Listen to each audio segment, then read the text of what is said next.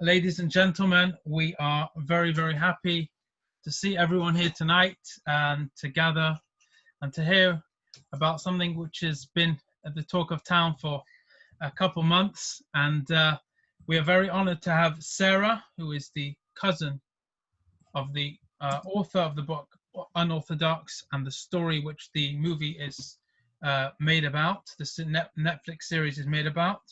And this tonight's event was in a joint event between Chigwell and Hainault Shul, Loughton Shul and Chabad Buckhursthill.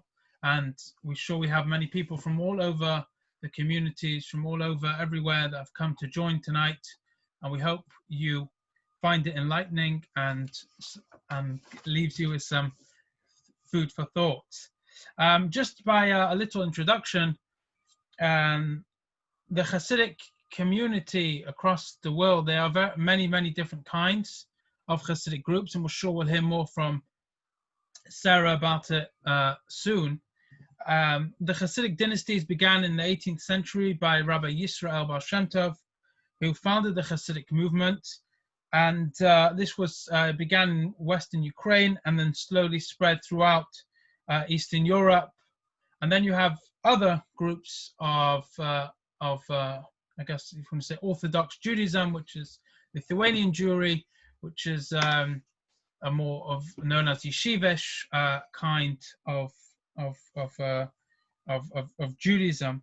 Now, the specific one that we're talking about tonight is Satmar, which began in 1905 by Rabbi Yoel Teitelbaum, and he formed his own movement in which he had survived the war and eventually moved to New York and began his Hasidic movement there. And I'm sure we'll hear from Sara more information about the type of community, and that's what we'll come here to hear about tonight. So if any of you have any questions, please send them to myself. It should come up in the chat box at the bottom of your screen. There should be a chat, and then you could send me your questions, which is Y. Abrams or Rabbi Goodwin or Rabbi Brahman, any one of us to send the questions into. And that way we'll be able to hopefully answer all your questions and thoughts throughout the movie. We'll begin now with Sara. Welcome, Sara. Are you unmuted? Hi. Yes, I am unmuted. Okay. Welcome, everybody. Thank you for joining us. To be here. First of all, kind of for me, it feels like I'm stepping a bit back in time. Having lived in England for 3 years, it is my second home. I love visiting. I have some family there. And so I kind of feel like I'm surrounded by my people, if you know what I mean. So welcome back to England. Yes, so I'm able to be here with all of you and to be doing this. So thanks for the opportunity. My pleasure. Can you tell us, Sara, how you're related to Deborah Feldman, please? So pretty simple. Deborah's dad and my dad are brothers. So her maiden name is Berkovic. My name is Berkovic. Feldman is actually her married name. She kept that. So her dad, my dad, brothers, we share a set of grandparents. So she's a close relative to you, and I'm sure the book and the movie have caused a considerable amount of pain to you and your family. Why are you agreeing to talk about it and answer these questions for us? So definitely, I mean, it's, when this came out, at first I was kind of like, I was like in shock. I did have inside information via close source to one of the producers that this was going to be made into a movie, but I just did not expect it to be the way it is. And also, it came at a time during COVID when everyone's home. It just kind of hit, it just kind of came in a crashing wave. And at first I was kind of like, oh my gosh, shut it down, why is this happening? And it was very much kind of like I just wanted to ignore it and pretend it didn't exist. But then so many people started to reach out to me. They're like, look at this, look at that. And then originally, the first person who reached out to me to ask me to talk, they were like, well, you're from this community, you know things the best. Would you agree to speak to my community? There's so much buzz about it.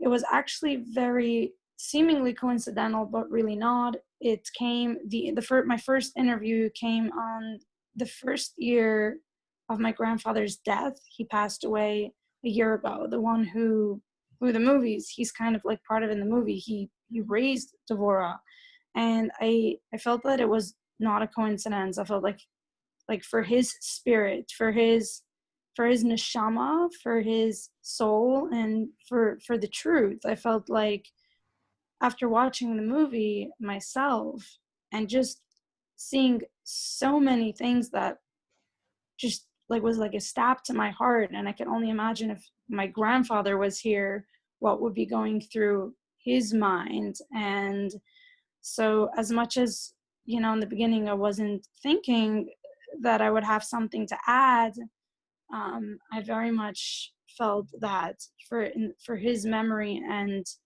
for the families, just to set the record straight so that people know what's true, what's untrue, what's accurate, and what's not. And, and so here I am. Thank you. Can you take us back to your childhood, your family, and your education in Williamsburg? Like, what was it like to grow up there? Yeah, I mean, gosh, where to begin? It's a loaded question. My family. So I shared many memories growing up with Devora. We were the only two of our, my father is from a family of 11. And so most of his siblings had moved away with their families from Williamsburg. Our family, I would say, was not extreme Satmar. Now, in order for people to understand that, Williamsburg is kind of this big mushroom cloud / umbrella, where Satmar is the main Hasidic sect, but there's other little kind of subdivisions, so to say, of like Satmar, and that they're not like Satmar, but they very much have very similar traditions, same type of garb, stuff like that. And so even in Satmar, there's like, it's like a rainbow. So like there are extremes, and then there's like mainstream, and then there's like all the X'd out people, or people who've kind of like left, but they still keep some stuff. So my family, I would say, would be ranking somewhere in the middle. And so a lot of my aunts and uncles, they moved away from Williamsburg, and during the time that I was growing up, and Deborah and I were the only two cousins that actually did get the same education, going to Satmar school. So if anyone can relate to many of the things that she's been through, it's me. I've been through her journey, and I got the same education as her, So growing up, Satmar has a lot of very strict rules. They do. And again, it's important to note that this movie is dated. It's going back to a time where almost 15 years ago, things have evolved, things have changed. It's obviously still in very many ways an insular community, but a lot of the things that we're going to be talking about is going back to a time of 15 years ago. Things were very different back then. So a little bit about what the rabbi said about Satmar. It was founded by Rabbi Yoel Teitelbaum, who came from a small town in Hungary called Satmar, and there's a dynasty with him, his father, his grandparents. They've already been established in Hungary, but after the war, the way that Satmar was founded, which was by him, the idea and his philosophy was that America at that time was being an open Jew was just not a thing. It was just not, there was no Judaism over there. And he wanted to preserve what was left in Europe. So when he came out, it was a lot about rebuilding, about being a staunch, chassid in a place where beards were not accepted and people were just looking at you like, what are you doing here looking like that?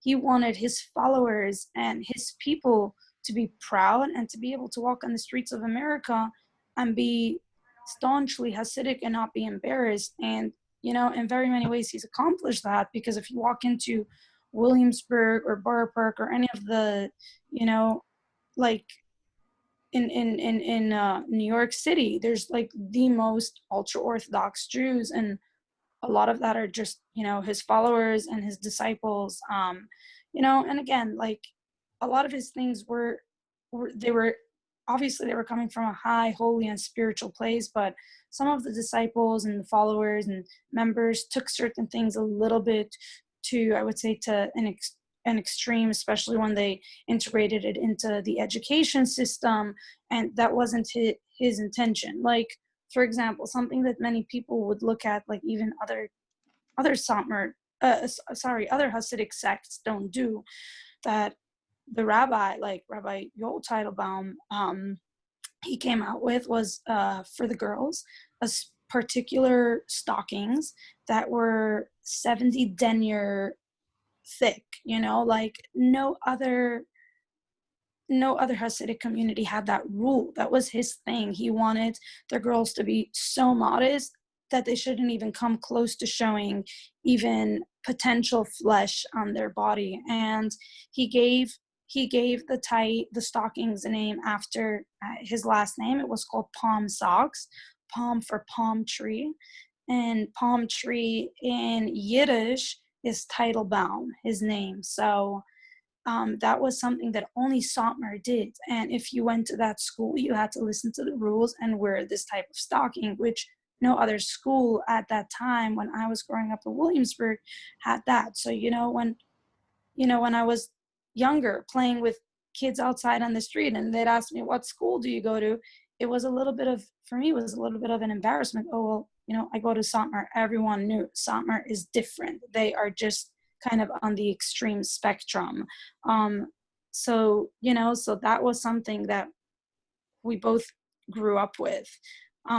Apart from that, Satmar, this already also goes back to tradition in Hungary, going back to like many years before, but coming out, Satmar Rebbe was very, very adamant and vocal about that, was that the women should shave their hair because he believed that it brought on a lot of judgment and lack of blessing. And again, there's, like Chabad is a lot more about philosophizing and talking about God and kind of going into the mysticism of what's Hasidus about. And Satmar was a lot more about stringencies and laws and halacha, which are laws. And so a lot of things were just kind of, these are the do's, these are the don'ts. Why? Like, this is just why, today a lot of things have changed because of the awareness and because we do live in a different world. But back then, it was not so much about this is why we do what we do and this is the beauty of it and this connects you to that. It was a lot more about, these are the rules, this is what you need to do, kind of follow them. Mm-hmm. So it was challenging. Okay, thank you for that. So what do you feel drove Deborah away from the community? So obviously, I can speak like my truth and the truth of our family, and this is in no way, shape, or form me trying to bring her down, besmirch her. I mean, when I was growing up with her, actually we shared so many meals and family functions and things together by my grandparents. I was always actually like enamored by her. She's a brilliant individual. She was way ahead of her time, even when she was younger and in Satmar, and at a time when no one was Satmar, they didn't even like speaking, like, yes, we were taught English and we were getting an education, but the main language is Yiddish. Even in Williamsburg till till today. The first language is Yiddish. We spoke both at home, but Yiddish is my primary language. But one thing, for example, about Devorah, like, she was already like reading literature and books from a really young age. Her English and her like, her mind was sharp and brilliant. Like, she was way ahead of her time. So I don't want this to sound like, like, no, I'm just gonna speak for my truth, for and for my family, and obviously she is entitled to hers. But and the reason I can is because I really do empathize with her, and a lot of the things that she's been through, I've been through. The only thing is that our paths did take a different turn. I found, like, after a while, like, I found Chabad, I found other people and other sects and other communities, and I also healed my pain. And for her, I think it's very much this movie, and just a lot of the things, just like from articles and her interviews and just kind of being close to her, this is very much a woman who hasn't healed. She grew up in the shadow of trauma, Holocaust survivors. I mean, my grandparents, they were loving, they were kind, they were affectionate, but they can never take the place of a parent. And for many, many, many years, she had no relationship with her mom, no relationship with her dad. And I can only imagine, just from things that I don't want to kind of talk about at the moment, she very much hasn't healed from her past. And so she's still kind of in that state, in that state of flight mode, and so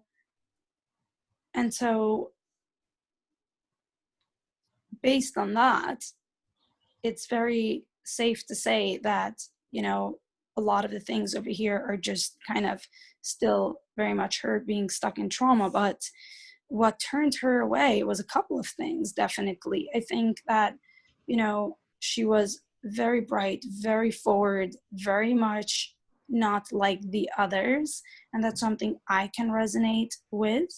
And at that time, there was no room for vocal expression. Like, you kind of fit into the box, you followed the rules, and you did what everyone was doing. So if you were falling out of the mainstream in terms of family, she had she had a little bit of a troubled background with her mom and her dad, and growing up with Holocaust survivors, my grandparents, versus all the other kids coming from, quote unquote, vibrant and exuberant homes. For any child, that's going to be horrible. So imagine that. And on top of that, just being in a place where that didn't fit her individualism, that already sets the stage for somebody to really be bitter and in pain and angry, resentful.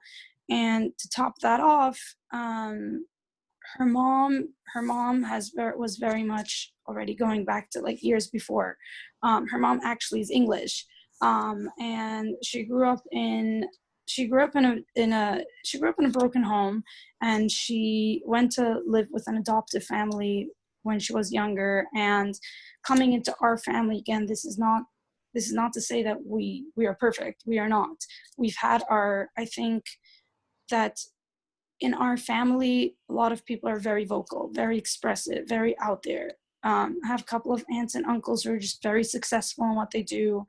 And for her, with her parents, they got divorced when she was younger. Her father is not a drunkard as in the movie, but he is queer and maybe mentally challenged, would be a nice way to kind of describe that. And she was going through a lot of personal issues that other kids were not, and they were not being dealt with. So for a good number of years, she had zero contact with her mom. And then later on, her mother kind of like paved the way for her. She after she got divorced, she made a life for herself. She became a public school teacher, and then later on she rose to a professor. Like, she did very well academically, and she was like, look, I made it, I can do it, I have nothing to do with this community, who she felt very much wronged by, her mom. And so she very much kind of indoctrinated her. But at the time, before she left, I would say, like, at the time of when she was actually married, she was happy. She was openly happy. Like, she'd come to family functions. She was always exuberant, always joyful, always life of the party. She was always the life of the party. And everyone loved her. She was always very intelligent and entertaining. It was a shock to, like, everyone, like, what came over this woman, that she felt that she had to just leave.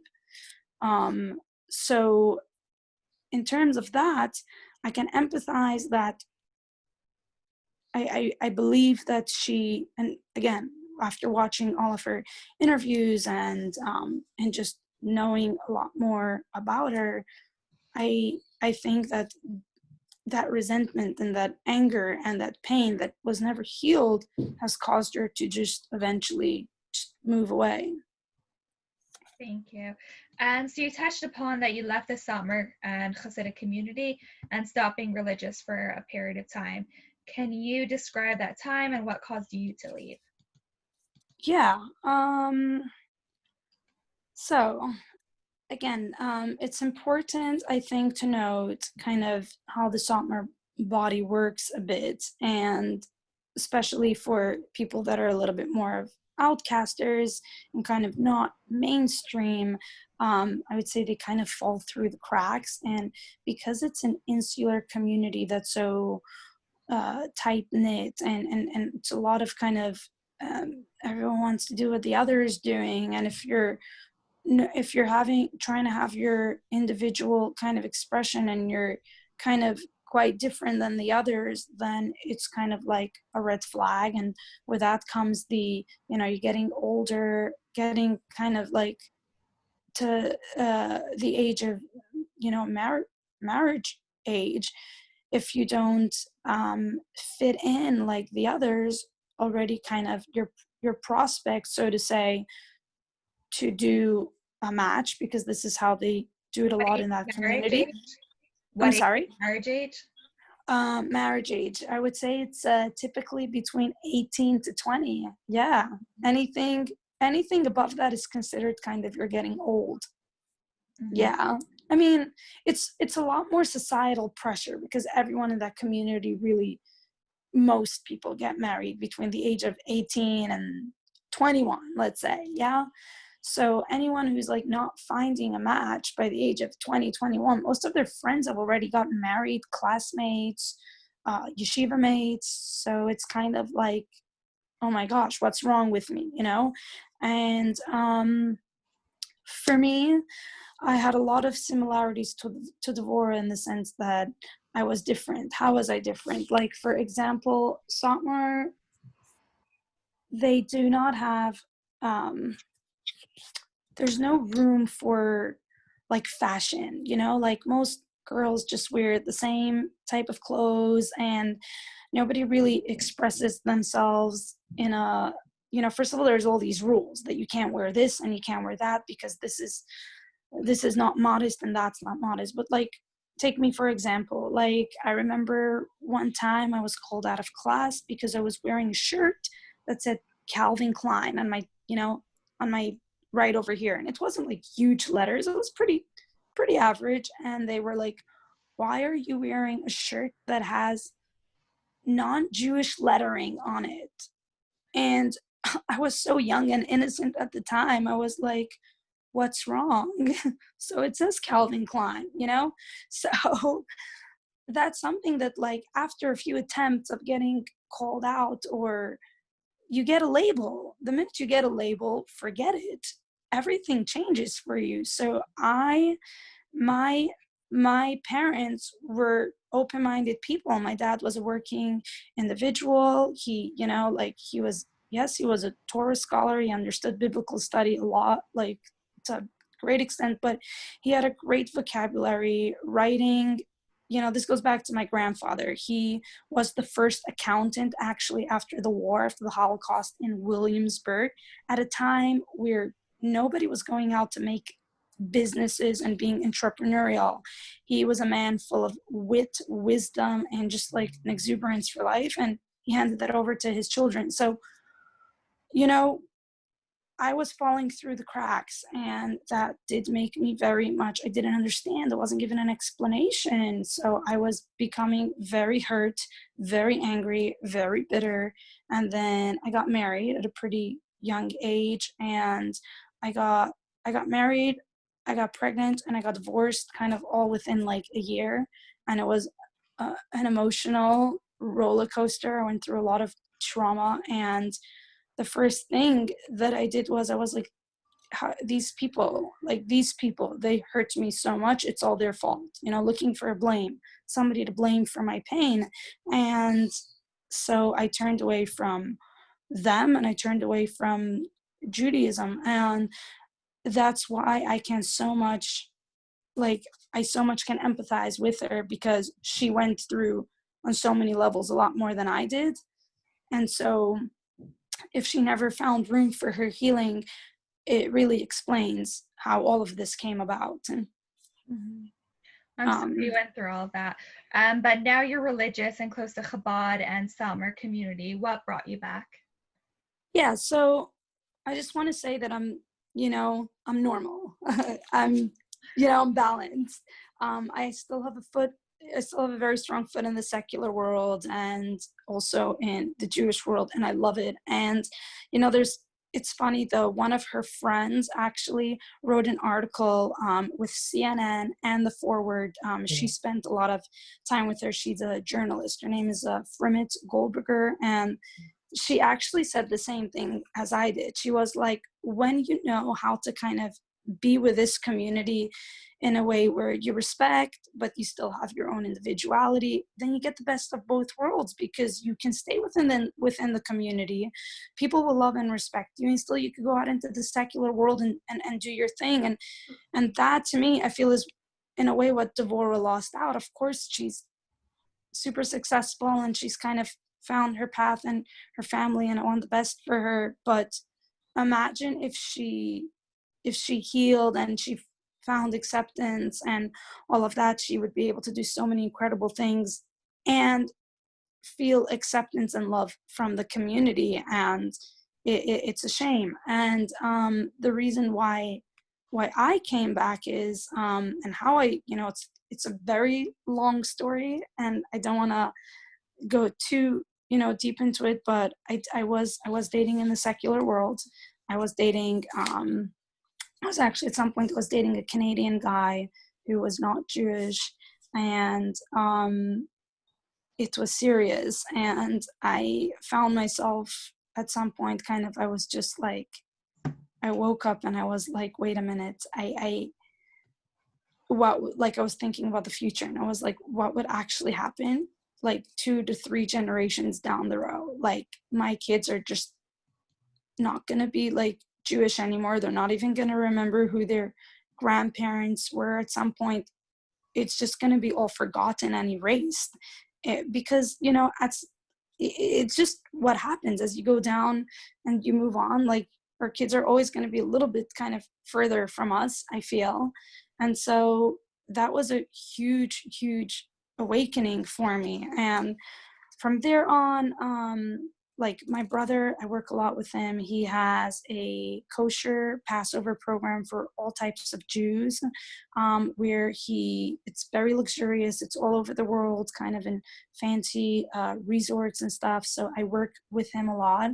And that's when I got introduced to Chabad and to many other also Jewish sects, because in Williamsburg, all you see is Hasidic people. So I was like, wait a minute, Williamsburg is not all there is out there. There's other types of people who are good, kind, amazing, and God loves them too. And there's, like, nothing wrong, because we grew up with a lot of, oh, well, if you're going to do this, or if you're not going to be modest, then you're going to go to hell,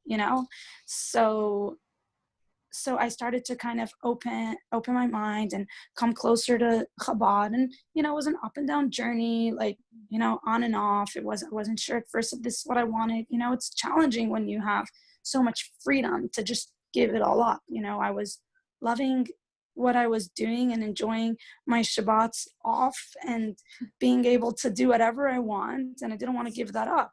But slowly, with Chabad, I found that there was incredible love and acceptance. Like, who you are, no matter who you are, you have soul, you have an neshama, and that's what it's about. And it's not about that you're going to be rotting in hell. It's about how much God loves you and how much he wants you to just be close to him. And I understand that today on such a deep level that I never, ever did growing up in Satmar. It was not, you know, it was just not what we were raised with. Again, today they have more awareness and they talk more about, you know, about why God wants what he wants and stuff like that. But at the time it wasn't.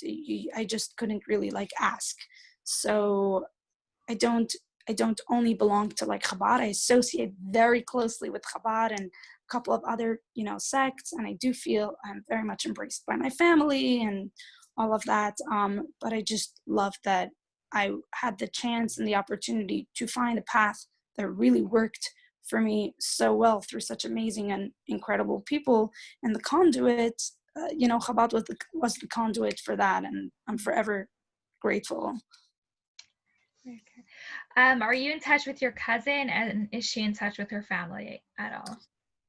Am I in touch with her? Well, I did reach out to her last year when my grandfather was kind of on his deathbed, so to say. He was very sick, and we all kind of knew that he was going to pass on. And I don't know, I always tried to have a stronger relationship with her, even growing up, but there were many times where like she shut me down. Like, I spent a lot of time by my grandparents. I loved, like, my parents lived close by, and I loved coming, and I always, you know, would go to like knock on her room. She was a lot in her room, so I would just try and go have conversations with her, ask her about, like, there was a pile of books on her desk always, so, you know, I'd want to ask her about her books and what she's reading and stuff like that. And there was a lot of she had that streak of, you know, like, I'm too good for you. But I always reached out and I always tried. And when I did reach out last year and I sent her a message saying something like, you know, it would be so nice, like, they did so much for you, like, please don't kind of like do this, come say like goodbye. Like, a goodbye. What is a goodbye to a grandparent who gave you everything, you know? To just, again, I'm giving her the benefit of the doubt. Maybe she didn't get the message. Maybe, I don't know. But when she left, she cut herself off. She didn't want to have anything to do with us, with the family.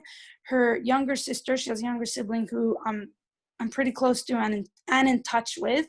Like, she always reaches out to me, and she'd say to me things like, I want to be more close to like my sister, but she's not like available. She doesn't like answer me. She shuts, like, you know, she just ignores her. And so she's very much kind of, again, it brings home the point where she ran from her past. She doesn't want to have anything to do with anyone in her past. So, you know, she just seems, you know, she's made success and fame for herself elsewhere, and probably she has her circle of friends and family where she is right now, and she just doesn't feel like she wants to, like, she doesn't come to visit. She hasn't been in New York for years, so, you know, she's very content with where she's at, seemingly. Yeah. In the film, there are many scenes about the community. For example, that she had to shave her hair, she was forced into a match, the mafia came after her. Is that all accurate? Is it all accurate? Okay, so there's a lot of accuracies. I'm gonna speak to that, but I very much want people to know that it's not black and white. This is a brilliant, brilliant Hollywood production. I don't take that away. Like, I was enamored by it, but it was very much a lot of truths twisted to suit a narrative that's gonna like sell, and it did. And like a show, yeah, that's accurate. Like people in Williamsburg, they don't date. Why don't they date? Because there's a lot of stringencies and boundaries that they put on so that they don't get to desecrate laws. Like, if a girl and boy are going, first of all, a girl and boy shouldn't be together alone, because then if they're going to be alone, then they can get to like, the ultimate stage of intimacy, and that before marriage is not allowed. So, so how are they going to prevent that? By not going out and not dating, and just doing kind of like a show where you sit them into like a room and they talk with each other. That's what they called a show in the movie. But like, for example, like I have a sister who's kind of still very much mainstream. She requested more than one show. She had like 4 of them, and they were not 5 minutes. She was having a lot of conversation with her intended. She's now married, so it's not exactly how it is over there. That's an accuracy. They still do the shows. Then something like what somebody asked me was like, do they really dress so ugly? Like, do they not have any sense of like taste? Because like somebody commented that like, her like divorce clothes in the movie Esty was just like so like she just looked like disheveled, or like what was she wearing? And so it's important to note that like Williamsburg is one of the most affluent Hasidic communities that you're going to find like anywhere. Even sometimes there are people over there that are millionaires and billionaires, and these are people who never went to college. Like the men never went to college, never got an education. They just have like a blessing. A lot of it came from the old Satmar Rebbe. He gave a blessing to his disciples that they should be rich and wealthy, and Williamsburg has a lot of that. But like the women, they dress in brand, like you can walk down the main street in Williamsburg and pick up the Gucci's and the Tory Burches and the Burberrys and all of the brand names. It's modest because they have to, they dress like that, but they spend. Besides, a lot of the women, they're home, they're with the kids. They're not doing much other than like, they're shopping. So, and if, they dress well. So how it was in the movie? Definitely not. They dress well. The part of she went to the store, and the in-laws came to like look at her. So that is something that they do in some families today. But again, it's dated. So that was back then when there was no social media. Today, with a click of a button, people send photos, so they don't have to go and actually look at the people. But yeah, back then they did. They went to check out. The parents would go check out the girl when she wasn't like seeing, and it was pretty mysterious. What else? An inaccuracy, actually. Now coming to an inaccuracy, her mother does not live in Berlin, hasn't lived in Berlin for years, or never even. She's always lived in New York. Her career and everything else is in New York. And she was not in Berlin. Did she run away? No, absolutely not. She left without a trace, but she left. It is our belief, even also like in our family, and just by kind of just going through her story and all of that Berlin was very much a calculated decision and a calculated move. A lot of it had to do, I think, with my grandparents. My grandmother, they lost 11 children. She lost her 11 siblings in the Holocaust, and she never took a dime or a cent from the Germans. There were no German brands in her house, no Bosch machines, none of that stuff, no German cars, none of it. And they were very, very, very vocal all the time. Like my grandfather, every Passover, he would talk about his liberation from the Nazis, which was, he was liberated during Passover, and he would have all the grandkids and everyone come over and all the children, and they would talk. So I think it was very much for her a place where she was able to go there to make her success, because that was a lot based on her story. And if she'd gone to England or Poland, or who's gonna pick it up there, you know? So Berlin was very calculated. It wasn't for her love of music, although she did play the piano. She did like to play the piano. Nothing about a violin. But her thing was always literature and talking and writing. That was always her thing.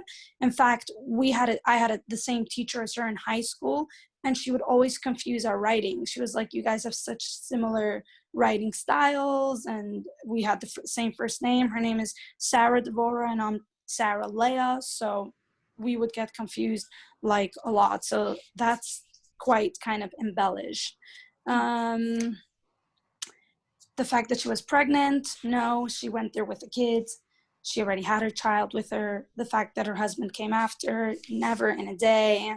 He actually, she needed to get like the Jewish divorce, which, you know, you need that in order to be able to remarry, both from, because it's a law.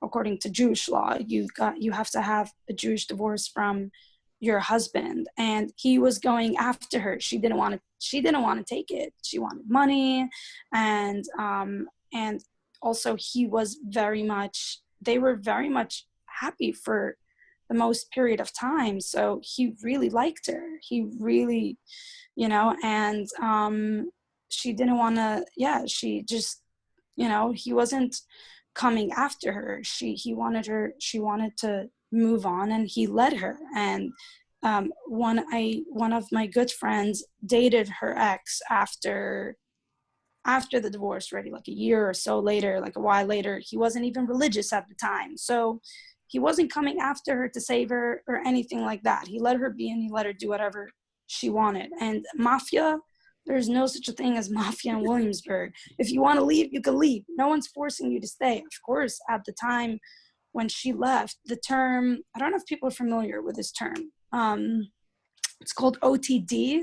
I don't know if in England it's a popular term, but in America, most Jewish people know of the term OTD. It's called off the derech meaning path. So Devorah was kind of like the first one, and to come up with a memoir and a book after her, I think this term kind of like she invented it, the term OTD, you know? She was very much the first of her kind. So, I mean, of this type of movement at a time when no one was doing it. So for sure, back then, I'm sure that like her decision to kind of leave was met with, shock, but she was for sure in our family. We let her be. She was already more modern when she met her husband. She did not shave her head, to the best of my knowledge. She was not even forced to shave her head. She was wearing a wig, but no one was coming after her and threatening her or anything like that. Mm-hmm. Yeah, that was for movie drama. Okay. Yeah. We're getting in some questions. We're just going to answer those at the end. Okay. Marriage in the Hasidic community is really sacred and holy and private. They show the mikveh scene, the mother-in-law getting involved in their marital relationship, and it showed their intimacy. Was that all accurate? Ooh, the mikvah. Everyone wants to know about that. What's true, what's not true. So I'm gonna touch on it, but I'm gonna try to keep it concise. Going to the mikvah is not a tradition, it's law. That's something that has been probably since the dawn of time.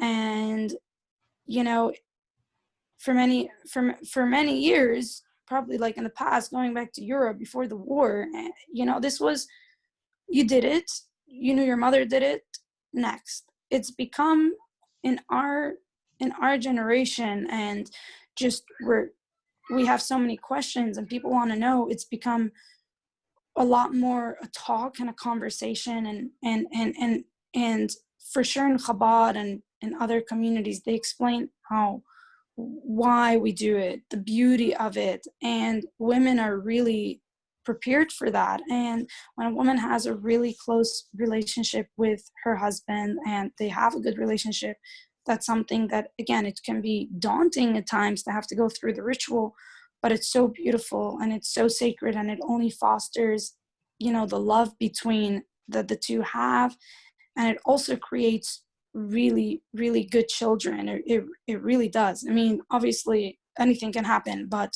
the from the spirituality of it, that's what that's what's usually created. Now, they're very respectful today. No one's coming to stand there like a policeman and look at your body. They give you their respect. They let you walk in. I know even in some places like in Satmar, for example, where everyone shaves their head, if you go to, they have their own mikvah. If you go to like their mikvah, they may give you a little bit of a look like, oh, why are you like different? Why do you have hair on your head? But I've entered there numerous times and I've met the most incredible, amazing people who are way more religious than I am, and zero questions asked. And it was so beautiful. So, you know, like, I think that scene, yes, it's very vulnerable, and it's, you know, it speaks to kind of her emotions, and it cannot speak to how she may have felt. But usually right before a bride gets married, she goes with her parents, and for her, I can just imagine it must have been traumatic because her mother was not around. So if she went, you know, the aunt that you see in the movie, that's my aunt, she was very much in her life, and she was more of a strict, like tougher woman. And so for her to kind of have this experience, if she went on her own or with my aunt, it must have not been the same as when a child goes with their parent and shares that moment. So it could have been very, very discomforting for her.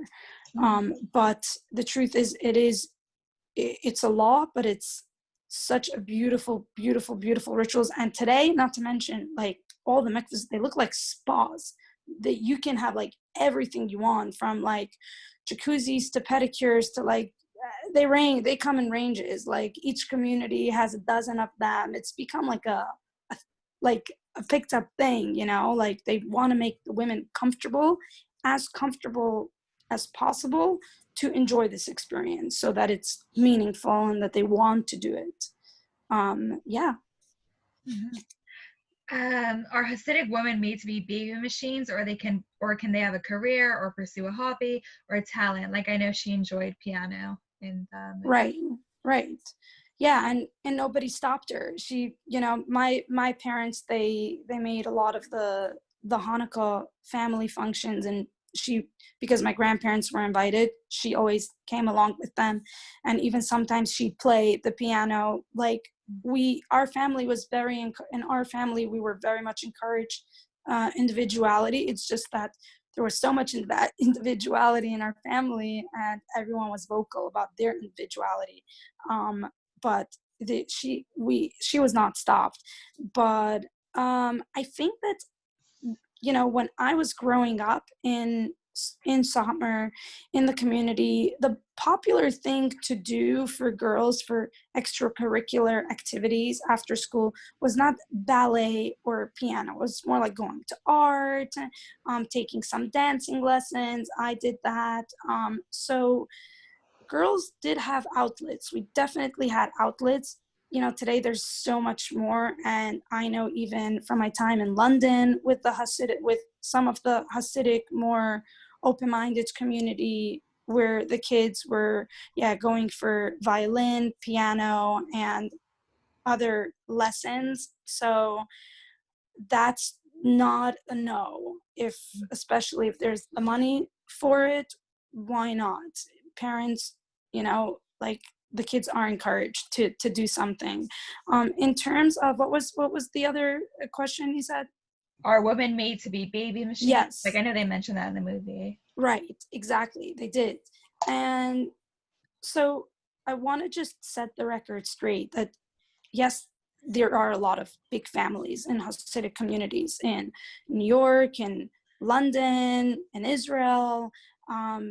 These are like like the reason why people have like families, again, like it's encouraged, but it's not a must. No one's forcing you. Like, you know, birth control, to take birth control, it's not so much a popular thing because because because of many laws of, like, you know, you don't want to stop the flow, this and that.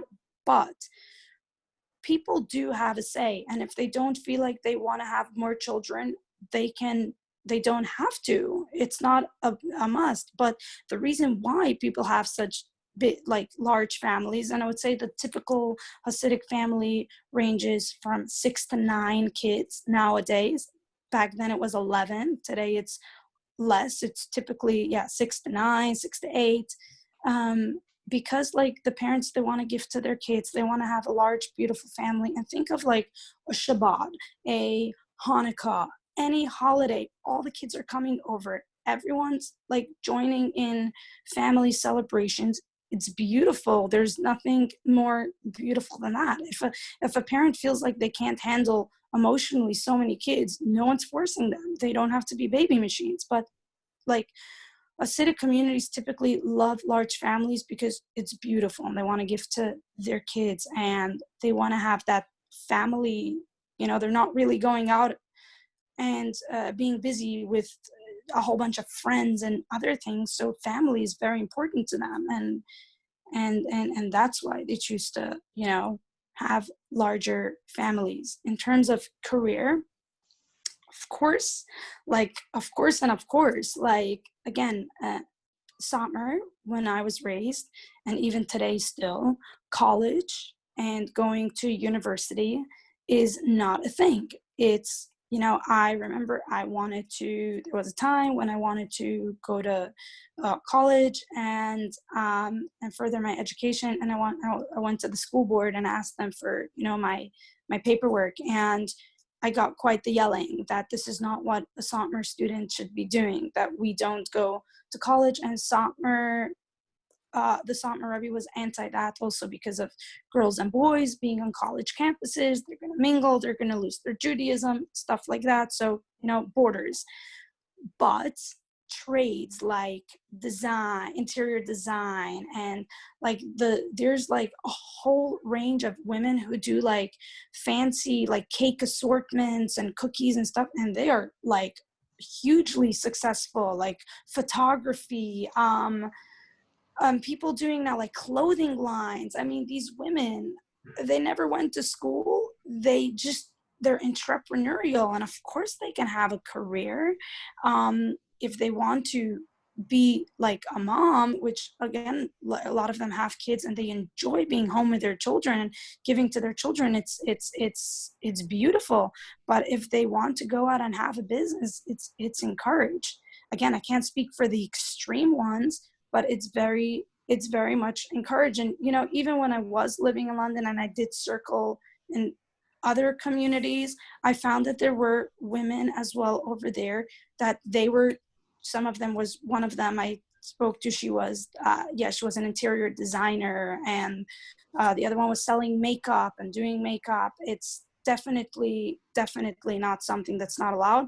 And again, they don't need to go out to the outside world, because thank the Lord, the community is so big, there's enough money to go around. But if they feel like they want to go out and further their career outside, it's not a prohibition, you know. So yeah, that's as far as that's concerned. Thank you.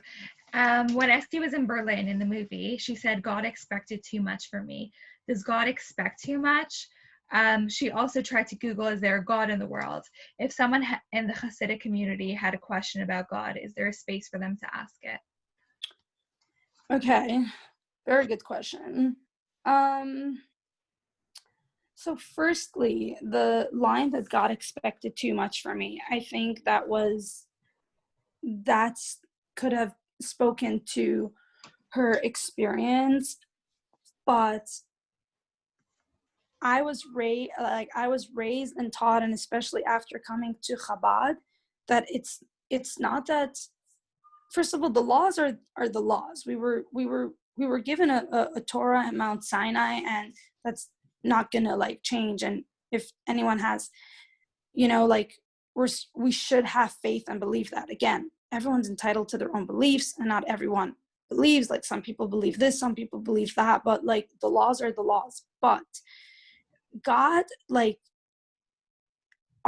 it's all about our relationship to God and how we feel towards him and how he wants us to feel towards him. And you don't have to anything. You're always a choice point. There's always a choice, and God has always given us that choice. And if you want to be close to him, then you want to foster that relationship. You want to do more for him because you're grateful for everything that he gives you.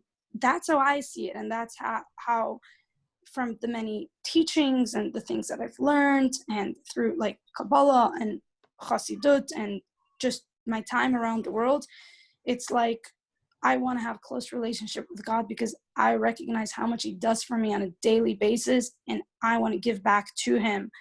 But does he expect? He has expectations, but it's your choice.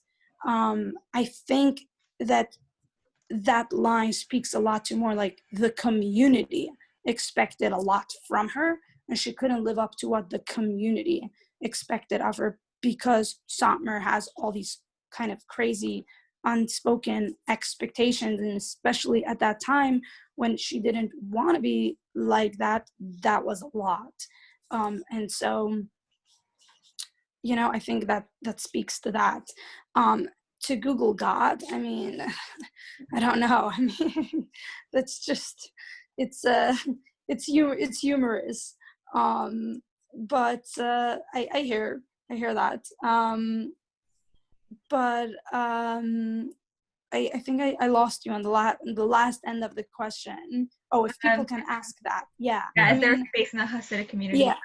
So this goes back to like what I said, why I can empathize with her and why my journey was similar to hers, because individual expression was not encouraged when you were growing up. And like, you know, I did raise my hand many times and ask questions from the teachers, and you know, they would tell my mom during PTA things like, your daughter asks way too many questions or stuff like that. But that wasn't because they were just not equipped. They just didn't know. They, for lack of better words, they didn't know how to handle it. That's not because you can't ask. That's because they just, you know, felt threatened. And, you know, somebody who's bright and ahead of their time and has questions, and you're not equipped to handle that, it's going to be met many times with backlash. So, you know, is it encouraged today? Things have definitely shifted. You can speak up, you can state your opinions or your truths or whatever. Again, if it's not in Satmar, many times, like let's say like when the teachers are teaching the rules of modesty, which is like a subject over there.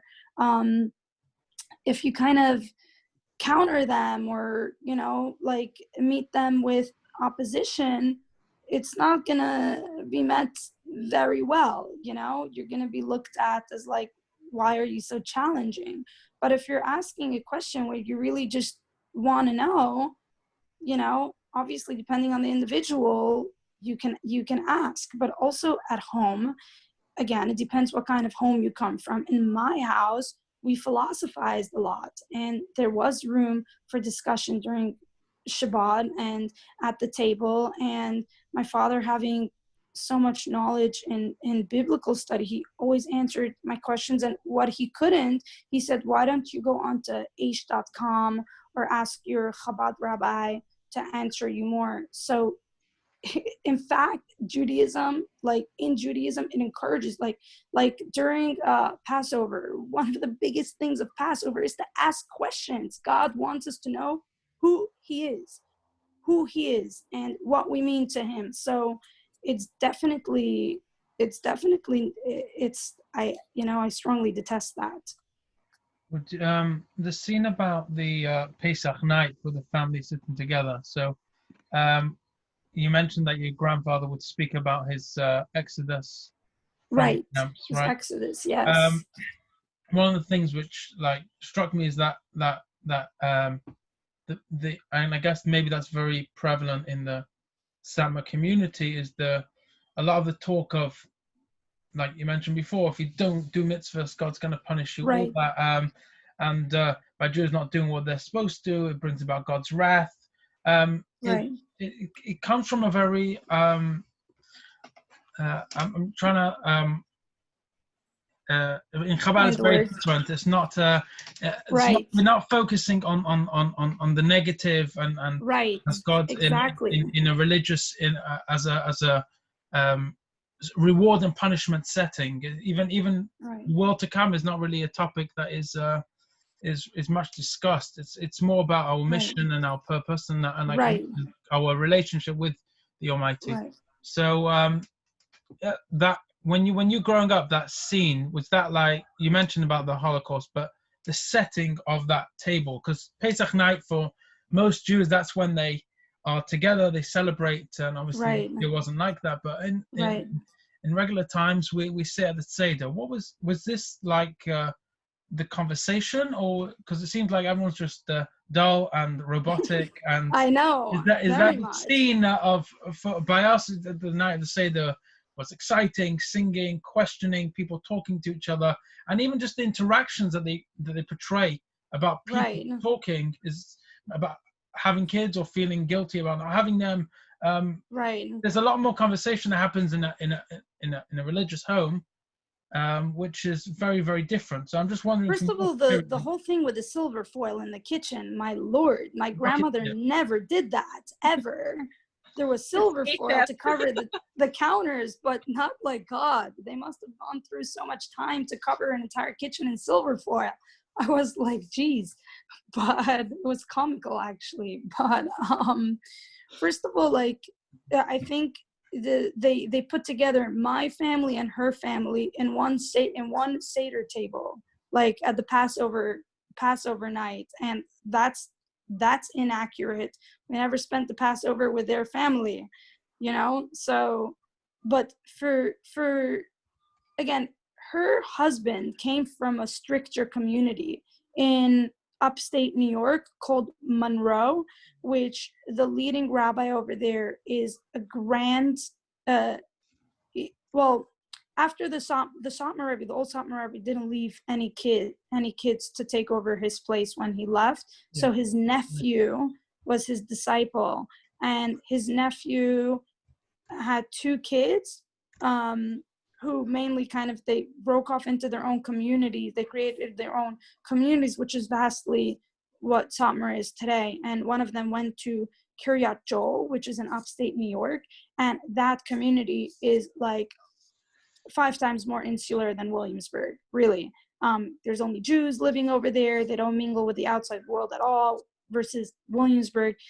There's a lot more non-Jews. So anyway, that being said, you say that the I guess the post-war trauma was really how the different rebbes dealt with their Hasidim in dealing with it, because it was something which was very real for the rebbes that had survived. It was also a lot about like rebuilding. They knew they had no choice but to rebuild whatever was left. I mean, we can't even fathom what that generation went through. And I'll tell you more, like my grandfather, actually, it's so inaccurate, because we would actually fight who should go to him for a Passover, because he couldn't take everyone. His place wasn't that big, because it was so emotional and beautiful. I will never forget the scene. He would stand, like there's a part of the Seder towards the end where you just sing God's praises, and you say Nishmas, which is like a prayer that's so kind of holy and spiritual and has a lot of inner meaning about, like God's relationship with us and stuff like that. And he would just stand by the wall and he would just like cry. And my father would always tell us that he cried for his kids. He cried for his kids and his grandkids. On a Hanukkah, he would remember all the names of his great grandchildren already.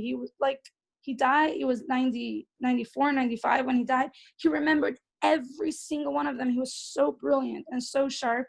and he never left out anyone. So it was just such a beautiful, beautiful, beautiful, momentous occasion. It was not robotic, not monotonous. My grandfather was an expert storyteller. So I remember this clearly, he would get up by the point where he would demonstrate to the younger children how the Jews went out of Egypt. He would take a little, bag, wrap the matzah and the crackers and put it on his shoulder. And he would go around the table with the little kids. He made it enjoyable, fun, exciting, emotional. There was everything packed into that one night. I mean, I cannot say that's what it looked like. There was one thing I would say maybe that he was adamant about. He wanted to keep the Yiddish, was that this is what most people actually in Williamsburg speak. And whenever us cousins, because we were all kind of very with it and sophisticated, or trying to be anyway, we would speak English, especially during the holidays or Shabbat. He would just say nicely, he would tell us in Yiddish to speak Yiddish and not to speak like English, but never came with hostility, with harshness. There was always, and my grandmother, she always sat at the head of the table. He gave her the respect and the love like a queen. So I don't know, we all wanted to go and be by him during the holidays because it was so beautiful. And I don't know, that scene to me was it was a very, very misplaced. Well, like even emotionally, I didn't feel like it was an accurate depiction at all. Again, like, yes, Satmar was a lot about the do's and don'ts. And when I did grow up, there was a lot of talk in the education, just of like, you need to do this and you need to do that. And it wasn't about why. It wasn't, it was more about doing. But I think that so much of that has changed. Like, so much of that has changed. There's so much more awareness. And it was, there was still so much love in there as well. So my point is that it's not black and white. It's not exactly how you see it. There's nuance in there, and that's what I wanted to like point out. Mm-hmm. So we're going to open up the floor for questions. We see that we got a lot in the chat box. If you have any more questions, you can private message them to Y. Abrams or Rafi Goodwin or Rabbi Adam, and we're going to start with them. So you coming back to Satmar, how were you received? And you still live there? Okay, so I actually live currently kind of on the outskirts of Williamsburg. So so I'm still very close to like the Satmar kind of community, but yet I work with secular people. I work with Hasidic Jews a lot. So I kind of have my foot in both places. And of course, I'm respectful. When I am in the community, I will not be dressing super provocatively or anything, but I'm still me, very much have my own expression and my own individuality. And every now and then I could get a stare or two, just because for some people I look different, but I'm very well accepted by most. I work with them, I mingle with them, I talk with them. And I think it's because I'm so comfortable with who I am and what I bring kind of to the table that I'm accepted by them as well. So, I don't feel threatened or anything of the sort. How would you talk about the strengths of the community? Their pros. Yeah, in a good way, the truth of what you right. see as the community, that why you moved back. Right. Really. Right. I came to realize a lot of things. I came to realize that just because I had a bad experience doesn't mean that everyone in the community is like that. And I was proven that by many incredible people who I reached out to when I needed them the most, strongly Hasidic people, and they didn't ask any questions. And this was back when I wasn't even so religious. They helped me and they didn't ask. And to drive that home even more, which I mentioned earlier, this is one of the most affluent Hasidic communities out there. And the old Satmar Rebbe's wife, she created an organization called Bikur Cholim, which means to visit the sick. And she was all about doing acts of charity and kindness. And this is an organization that go to hospitals all over kind of the States. They're mostly situated in New York, but they have like multiple, facilities. And they don't ask you who you are, what you do, where you come from. You're a Jew, you need help, you're in the hospital, you're stuck on a Shabbat, on a holiday, or anything, you need food. They are there to give and give and give, and they arrange cars and this and that, and you don't have to worry about anything. And I just, like, I'm baffled. This is this community. The amount of charity. A few weeks ago, I got a phone call from somebody in the community. They said, anonymously, they're collecting money for a family that the landlord is having, the family evicted. If I can, like, help out, with so much finesse and so much kindness, and not made to feel like we can't help you. This is this community. This is something that's just beautiful. Like, where do you see this?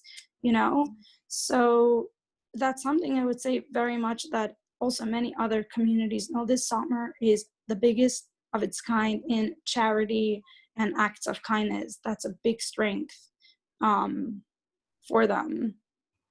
Yeah. You mentioned about the Bikur Cholim. They do have these organizations here too in London. Oh, really? Yeah. Oh, I didn't know. Okay. Wow. So there you go. Mm-hmm. There you go. I knew they're big in the States. Yeah. So someone asked, how accurate is the book Unorthodox? Because you were saying how inaccurate the movie is. Because she wrote it and it was like a biography, Right. like an autobiography. Right. How accurate is right. it? Wants to know. Right. So the book came out like almost like 10 years ago. There were a lot of inaccuracies there too. There was even some parts about like my particular family, one of my siblings in there, one of my cousins. There were a lot of things that just, whoa, it was shocking.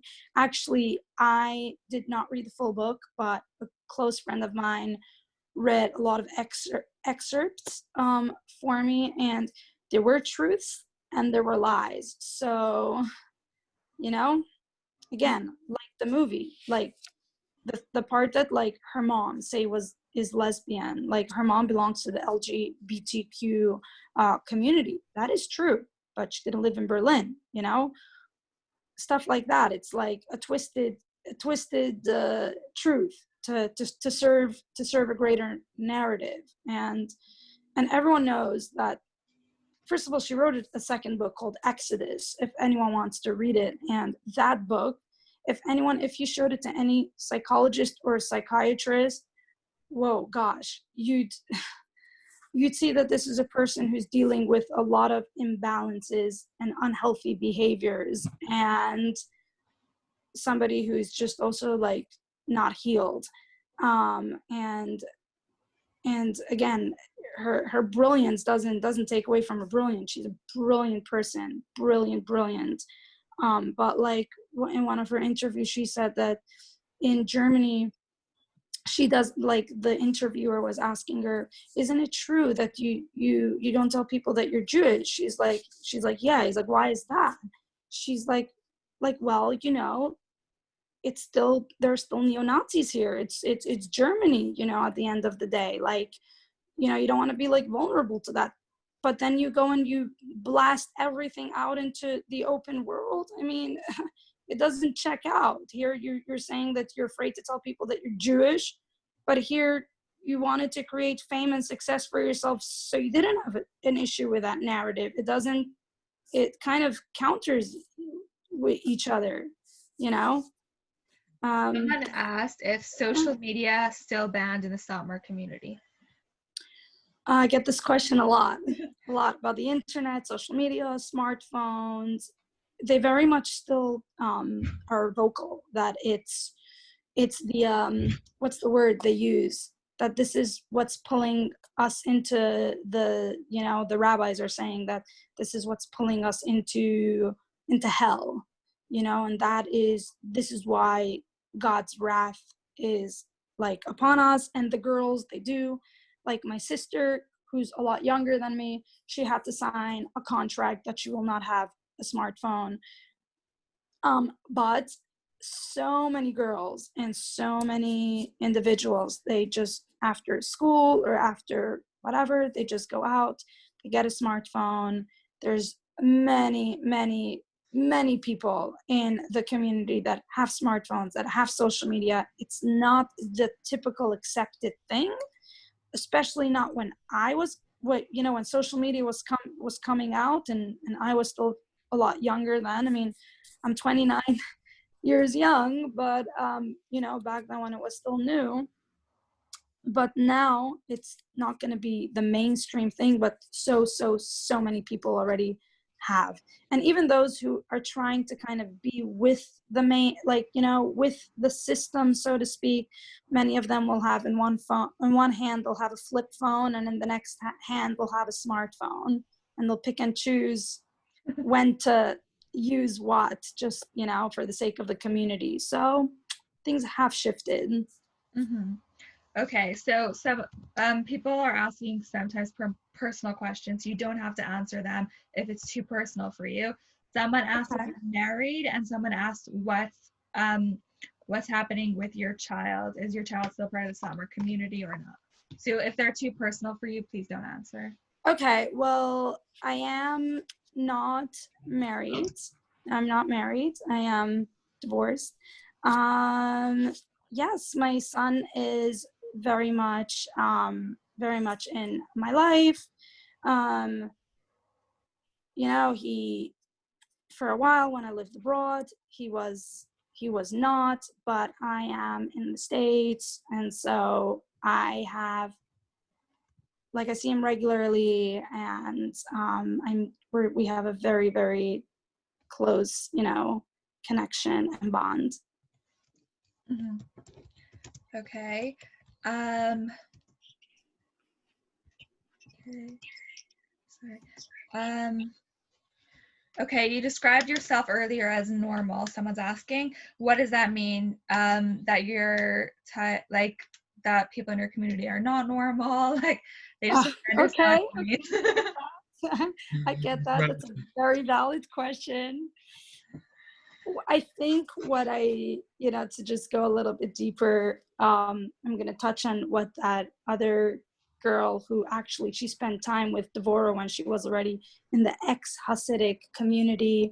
There's a big ex-Hasidic community also in upstate New York, in Muncie, where a lot of just people that are Hasidic from Brooklyn, that they just want more open-mindedness, more acceptance, more of a different style, go there, and it's been met with a lot of warmth and welcome, and there's a nice big community over there, and that's where Devorah went after she got married. She moved with her husband there. They were kind of creating their own little community, and she became friends with this girl who today she's a journalist. She's originally from the Satmar community, from Monroe, which is Kiryat Joel. So I would say very much kind of my normal speaks a lot into that, where I will go out and have no issue mingling in the secular world and talking to people, and and having business and professional relationships outside of the community, and listening to the news and being up to date with politics or anything else, kind of not being sheltered and shadowed and insular, yet knowing the balance. So the key word really is balance. Like, I know how to respect the community, be not super like provocative and triggering to them, because I respect them. What they, if they have a certain way, it doesn't particularly work for me at this moment in time. I want to be me and have my individual expression, but I don't take it away from them. So, I feel like I am just able to have the best of both worlds. And that to me is normal. Okay, so go back. Okay, so someone asked if Deborah was always the life of the party, as you say, didn't have it as bad as the series makes it out, then why does she not talk to any of you? Why wouldn't she return to her grandfather's deathbed? Right, right. I So don't know if you again, can answer it, I'm saying. yeah, Like if you're... yeah. So earlier, again, a lot of things may, because it is a kind of a longer interview. I mentioned that her parents, that our family is quite like vocal and expressive. I have a couple of aunts that they could be quite direct and even harsh sounding at times, and I think a lot of it may have had to do with the fact that she didn't feel as accepted in the family as some of the other cousins who came maybe from more wealth and sort of more kind of, maybe they were just more with it. And she had no relationship at all, or at times very, very troubled with her mother, estranged from like her father because she didn't feel comfortable around him. And it was only me and her that went to Sommer. None of my other, all of my other cousins went.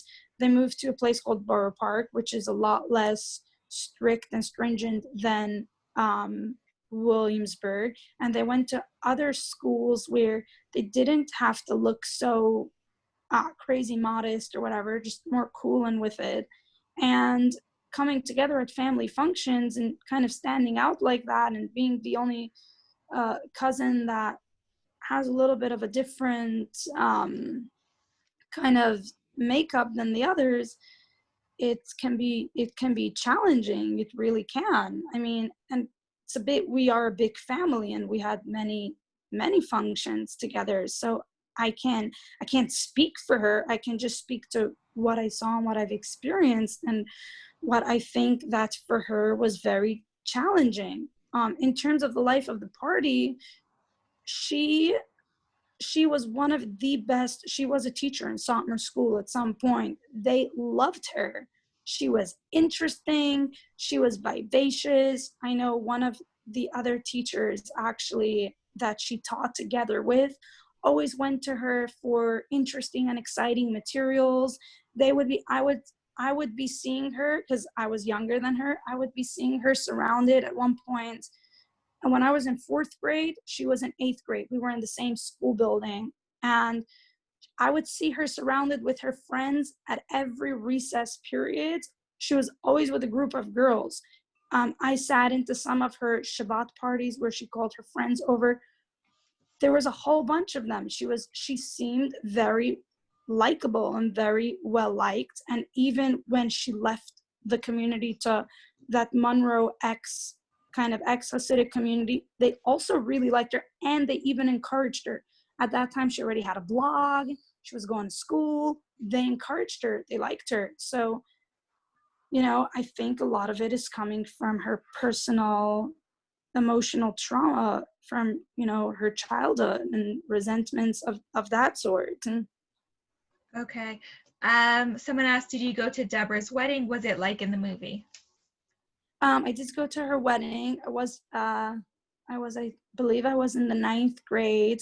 I remember that she did not wear, yes, I'm going to say this very out loud. She did not wear that thing on her head after the chuppah. She looked gorgeous. She had, she got everything she wanted. I even checked that with my aunt, who was very involved with her at the time. They gave her they made sure she had the wedding she wanted. And I do remember she looked like a dream. She really looked like a dream. And I think her mom was not, I don't know if her mom, I would have to just double check that. I don't think her mom came, but I think she's going to come because she wasn't invited. So that little detail is something that I would have to be honest, double check. Her mom re-entered her life after her son was born, and that's when they developed a closer relationship. And that's when once she became a lot closer to her mother, she felt a lot more comfortable to leave the community, because she was very much indoctrinated, by her. But to that little wedding detail, I can't fully speak of. I could speak to the fact that her wedding did not look like it was in the movie. She looked gorgeous. She looked gorgeous, gorgeous, gorgeous, and it was a very beautiful wedding. Someone asked, what about Deborah's siblings, assuming she has, which you mentioned she does have a sister. Was she the only one in her family with that experience? Well, she does have a younger, the fact that she has a younger sister who is happily married, has a child, is accepted, loved, and has a life of her own. And this child actually grew up with the mother. She came to my grandfather for the holidays because her mother wasn't religious already for a while, and they sorted out with my grandparents that the younger sister was gonna spend like religious functions with my grandparents, but she lived the entire time with her mother, and she's religious, she's with it, she's cool, and she is not like she's doing great. So how can it be two sisters, such a different experience? It does, it does beg to ask some questions. How is it? Not to mention that she doesn't want to have anything to do with her younger sister, Mm-hmm. And the younger sister keeps reaching out to her and she gets nothing. So two sisters, two very different experiences. Right. Okay, we're going to take like one or two more questions.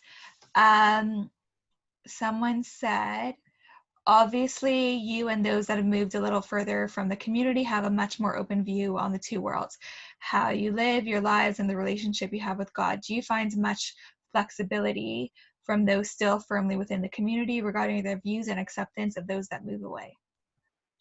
Right. I'll tell you, to be honest, I do, like, because I'm also a more vocal person and I do speak up for myself. I did speak to like other people, even like at work. I work with Hasidic people, but our office is mixed. We have like Jewish and non-Jewish, and we have some like Chabad and whatever. And so like, sometimes we just find ourselves in these conversations. Some people, like for example, people that like they have a smartphone and not a and a flip phone, so to speak. Yeah, they'll do certain things because they want to enjoy the privileges that come with living in this community, and there are a lot. And for many people, it's not about, they're not bitter, they're not angry, but they want to send their kids to good schools. And in order to get your kid into a particular school, if they have a rule that says you can't have a smartphone, they'll follow that rule, but then they'll kind of go and do their own thing on the side, So Rules people are already having what? Rules are meant to be broken. No, they're not. I'm saying that. Yeah, or to Some find of them, yeah. Yeah, to find the loopholes. Exactly. Exactly. Yeah. So people are already. You can go to like Shabbat They tables. also that the community's just grown so big that you can't really have the same. I was gonna say it's just not whatever. the same. It's just not the same world as 15 years ago. Again, like my parents have a neighbor. They are radical I would say they're on the extreme spectrum. The kids, they don't. They see me in the street. They don't really look at me or greet me. Because How common is that though nowadays? The what? How common is that nowadays? Is that like really common there? No, they are on the extreme spectrum. I have another neighbor, very mainstream. She, she covers her head with a wig and like a hat, but she works in Diamond on 47th Street, and we're always having open discussions. And this is a person who sends her kids to, the mainstream typical Satmar people. So it's already, yes, people are having conversations, and the floor is more open today to these topics. People are still going to tell you why they're doing certain things, not out of roboticness or whatever. A lot of people want to fit in and be part of this community because they love it. They really love it. And they don't want to go out elsewhere. They have everything they want and need. Some people that aren't happy and they want more, which there are many, like myself, they do, but they find a way to still like keep a balance. A lot of them still be, I have friends who also are secular or ex-Hasidic, and they still go home to their family and their parents for Shabbat. They'll put on like a little yarmulke when they come home. And again, it's there's so much more acceptance today, and just the parents want their kids to still, at the end of the day, be with their families. So a lot of it, I mean, coming back to her question about flexibility, there's definitely more flexibility. Of course, you're going to find rigidness everywhere, but there's a lot more flexibility today. Thank you, Sara. So I think that's like, basically we answered most of the questions. I just want to say, like, kind of coming to like a close, if I can, just. I was going to ask you, what's your closing message? Yeah, my close. Okay, so I jumped the gun. I mean, my message is really that it's not black and white. It's not always what you see in a movie. The same way how we know that when we watch super romantic movie, it's not always like in the movies, as they say. This too, in many ways, it's brilliant production. It speaks to a lot of emotional aspects. It speaks to an individual, that's her experience. But if I brought down my entire family here and even the community, there you'd get so many different responses. So, you know, it's not always black and white. And I don't want, you know, like in one of the other interviews, one of the guys that came on said that he was actually a Baal Tshuva. He came from a completely secular family and became from through Chabad. And he's like, my parents are looking at this and they're like, are these what all Hasidic people are? Oh my gosh, is this the community you entered? Gosh, you must be like in a prison. You know, so to everybody else out there, it's not a prison. No one's holding anyone hostage. You can leave at any time. It's encouraged. Parents want to give their kids the best, and there's so much more talk today, but it's not like in the movie. It's not all black and white. I mean, and just, you know, the other thing that I think is important, it's just kind of more of a psychological message, that for anyone that has pain, if pain doesn't have an outlet, if pain is not properly healed, gosh, what could happen with pain? There isn't, you can't, you know, there isn't even words to describe. Like, so much of what's going on in this world is because of people who have pain and unhealed things from their past. And when you elevate your pain and you find meaning and healing, and for me, I found healing through God and through my connection with Him. Something was completely different, was like birthed out of that, and the light came through that, and healing, and so much more. And I live such a happy, incredible, joyful life. I'm completely content. So that's, you know, like the other thing. But mainly, like, it's not about us versus them, the secular versus the Orthodox.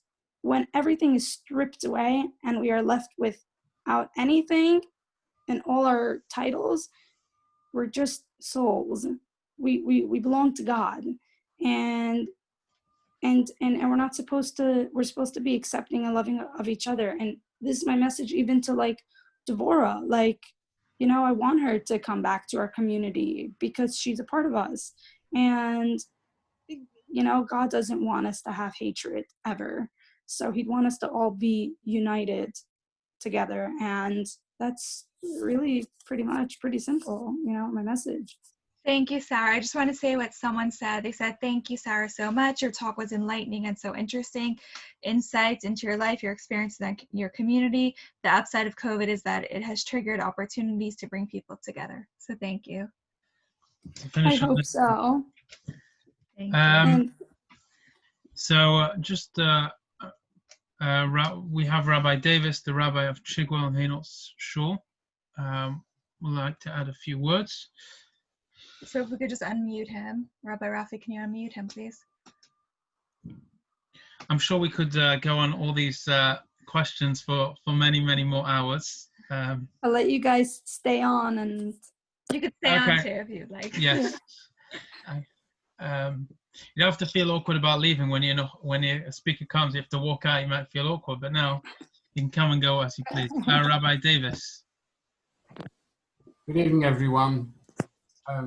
Sara, thank you for devoting what's been an hour and 40 minutes to a very, very difficult, painful subject in your life, I'm sure. But you expressed very clearly the need for you to communicate with us, to present a different side, a different picture to, as you say, the way the movie is portrayed. One of the last things that you said, it's important for us to remember that things are not black and white. And unfortunately, in this era of social media, everything is portrayed as black and white. You also refer to the fact, absolutely, we are all neshamot, we are all souls created by God.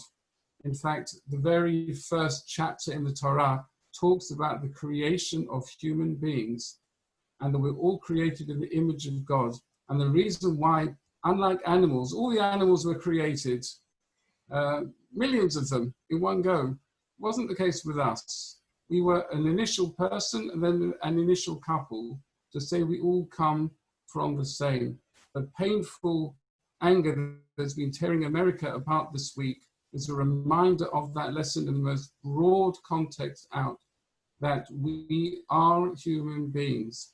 It pains me enormously that, to my mind, the lesson of the coronavirus is that we are all vulnerable, and therefore we should all be united. Surely that is the message for this time.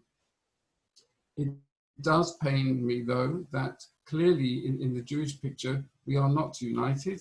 You referred again in your closing remarks to religious and secular and views of each other, and you portrayed what is a very, very complex issue.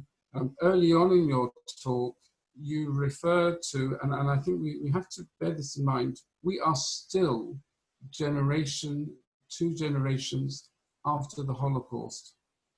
What happened to Hungarian Jewry, and they thought they were okay, until 1944, they basically lived their lives just like we do today. And that was all turned on its head. And you mentioned, I think you said your grandmother lost 11 siblings. yes, sole survivor. How? It's just that it's such a betrayal. Like, how can you do this to us, you know?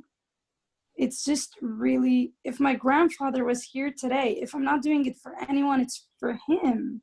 Because you don't bite the hand that feeds you. You want to be successful. I encourage that. Everyone should be successful. But don't make this about them not, they tried. They are Holocaust survivors. And yeah, like you said, it's not too, we can't fathom what they went through. The pain of that, just the pain of that remains with one the whole life. It can't be that all that was then and now is now. Yeah. It's not like that. And therefore, and I do think, ladies and gentlemen, and really I'm talking now to the community here, we can't be in their position. They set up a community after the Holocaust, feeling that the Jewish world as they knew it had basically come to an end. How are they going to rebuild? The way they set up a community, to be honest, it's not my way, not the way of any of the rabbis on this program this evening. Yeah, no, it's not my way either, but that was his way. All of whom, except for me, are Chabad, and I salute Chabad and the outreach work and the message that they give to the Jewish world, that really we are one. Yes. And that is a message that we try and teach to our communities as well. But really, finally, we do have a precious Torah. We do. We have a beautiful tradition. We do. And the more we learn about it from choice, not because anyone forces us to, the more we learn about it, the more we rejoice in it, the more we realize how precious that is. Sarah's contribution to this ongoing discussion tonight has been really valuable. We are confronted in a world of TV programs and films that would present something which fits a certain script. It isn't always accurate. But I want to know what's really accurate when it's to go to the sources. And my dear colleagues and I, the rabbis, the Rebbetzins, and many other people, we devote our lives to showing the beauty of Judaism and the privilege that we have. And yes, the obligation. The parasha this week talks about when Israel lost patience in the desert. They were 11 days away from reaching the land of Israel, and they lost patience. And because they lost patience, it took 40 years. That's sad. We're in a time of Corona. We need patience. And Hashem bless us with that patience. But more than that, we're on a Jewish journey that's gone for thousands of years, which still isn't over. We need patience for that too. So thank you again, Sara, for everything that you shared with us tonight. Hashem should bless you and your child and your family, and you should have all good brachot. Amen. Amen. And thanks for giving me the honor. I feel like I was in England for some reason, you know, vicariously living through everyone. So it's been a pleasure. All right. Thank you, Sarah, for the beautiful taking the time, and not just now, but ready for a few weeks to really go through and make the arrangements of the time difference and everything, and talk about different setups for the evening. And I hope that the audience have enjoyed, and many of the comments share that, how much they appreciate you opening up and sharing your life with us. So we really want to thank you and appreciate your dedication to sharing positive messages, the beauty of Yiddishkeit, and I think it gives us a lot to think about in our own personal relationship with Hashem, and to work on bettering it and making and discover ourselves, to discover who we really are and our relationship with Hashem, and to not to shy away from who we are, but to engage it and to try and understand it better. Thank you so much. Rabbi Brahman.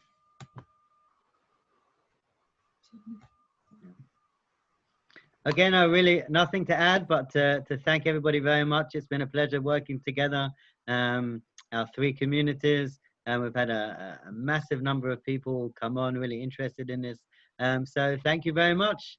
And really, just as a Rabbi Davis really did the closing, but just possibly to the last almost 2 hours that we've been together, lots of very interesting subjects have been raised. Of course, it wasn't possible to cover all of those topics really thoroughly through this talk, but really I just want to throw an open question to everybody in the community. There's people from Chigwell Shul, from Loughton Shul, from Buckhursthill, and the wider community that have joined here this evening, and all of us, the rabbis are here.